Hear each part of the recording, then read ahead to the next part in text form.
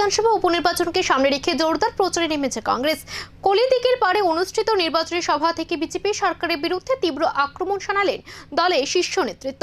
শনিবার ধর্মনগরে উপস্থিত প্রার্থী চয়ন ভট্টাচার্যের সমর্থনে অনুষ্ঠিত হয় এক নির্বাচনী সভা। উপস্থিত ছিলেন প্রদেশ কংগ্রেস সভাপতি আশিস কুমার সাহা, কংগ্রেস বিধায়ক সুদীপ রায় বর্মন, দিগ্বিজয় চক্রবর্তী, সুব্রত ভৌমিক, অঞ্জন শুক্লাবৈদ্য, বিরজিৎ সিনহা এবং উত্তর পূর্বাঞ্চলের কংগ্রেসের পর্যবেক্ষক সপ্তগিরি শুক্লা সহ অন্যান্য নেতৃত্ব। সভায় বক্তব্য রাখতে গিয়ে সুদীপ রায় বর্মন রাজ্য ও কেন্দ্রীয় সরকারের বিরুদ্ধে তীব্র সমালোচনা করেন। তিনি অভিযোগ করেন, সরকার সাধারণ মানুষের স্বার্থ উপেক্ষা করে কর্পোরেট স্বার্থ রক্ষা করছে।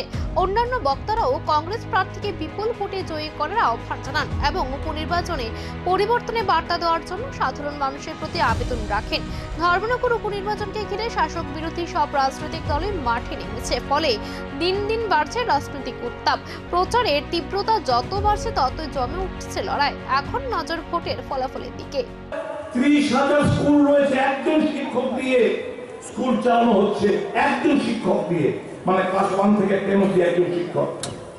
এবার সে 1-এ পড়াবে না, 2-তে পড়াবে না, 3-তে পড়াবে, কোন সাবজেক্টগুলো কিছু জানা নেই, ড্রপ আউট হয়ে যাচ্ছে, পড়াশোনা ছেড়ে দিচ্ছে, নেশায় আকৃষ্ট ছাত্র যুব সমাজ, নেশায় আকৃষ্ট। কে তাদেরকে এখান থেকে এই জায়গা থেকে উদ্ধার করে আনবে, সঠিক রাস্তায় দিশা দেখাবে?